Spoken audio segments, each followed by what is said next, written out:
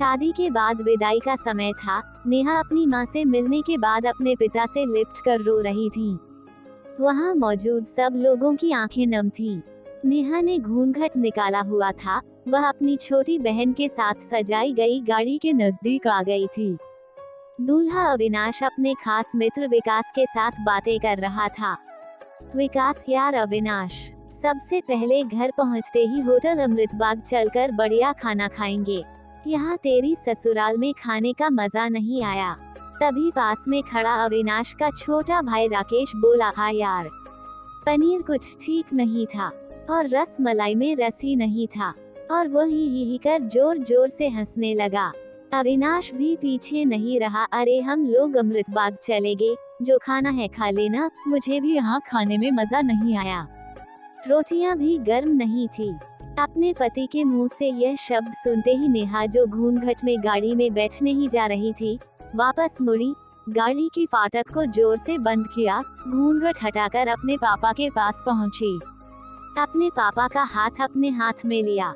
मैं ससुराल नहीं जा रही पिताजी, मुझे यह शादी मंजूर नहीं। यह शब्द उसने इतनी जोर से कहे कि सब लोग हक्के बक्के रह गए। सब नजदीक आ गए। नेहा के ससुराल वालों पर तो जैसे पहाड़ टूट पड़ा। मामला क्या था यह किसी की समझ में नहीं आ रहा था।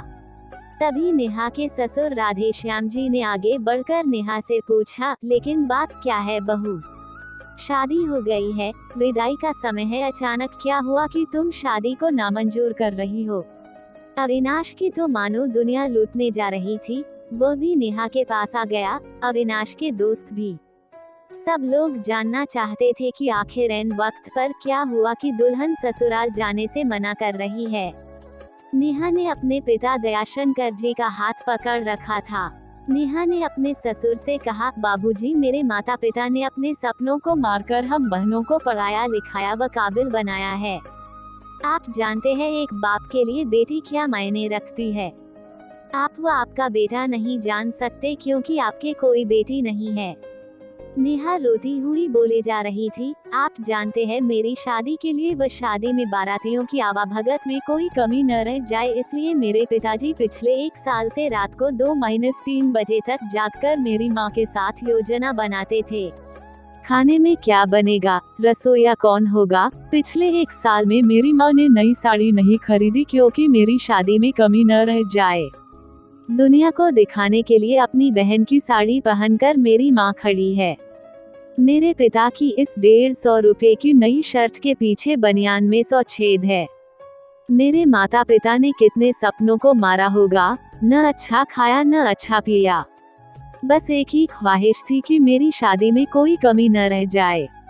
आपके पुत्र को रोटी ठंडी लगी, उनके दोस्तों को पनीर में गड़बड़ लगी, वो मेरे देवर को रस मलाई में रस नहीं मिला।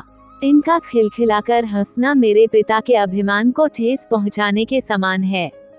नेहा हौंफ रही थी। नेहा के पिता ने रोते हुए कहा, लेकिन बेटी इतनी छोटी सी बात। नेहा ने उनकी बात बीच में काटी, यह छोटी सी बात नहीं है पिताजी। मेरे पति को मेरे पिता की इज्जत नहीं। रोटी क्या आपने बनाई, रस मलाई, पनीर, यह सब केटर्स का काम है। आपने दिल खोलकर व हैसियत से बढ़कर खर्च किया है। कुछ कमी रही तो वो केटर्स की तरफ से।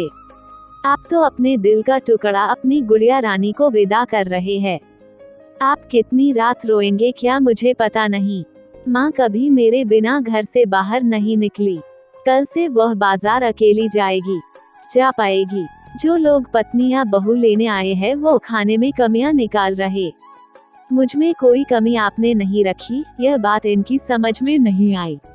दयाशंकर जी ने नेहा के सर पर हाथ फिराया, अरे पगली, बात का बतंगड़ बना रही है। मुझे तुझ पर गर्व है कि तू मेरी बेटी है, लेकिन बेटा इन्हें माफ कर दे। तुझे मेरी कसम, शांत हो जा।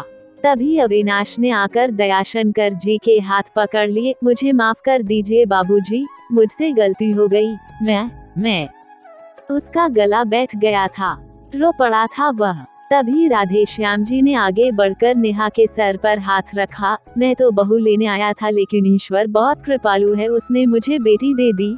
वह बेटी की अहमियत भी समझा दी। मुझे ईश्वर ने बेटी नहीं दी, शायद इसलिए कि तेरे जैसी बेटी मेरी नसीब में थी। अब बेटी इन नालायकों को माफ कर दे। मैं हाथ जोड़ता हूँ तेरे सामने, मेरी बेटी नेहा मुझे लौटा दे। और दयाशंकर जी ने सचमुच हाथ जोड़ दिए थे व नेहा के सामने सर झुका दिया। नेहा ने अपने ससुर के हाथ पकड़ लिए। बाबूजी।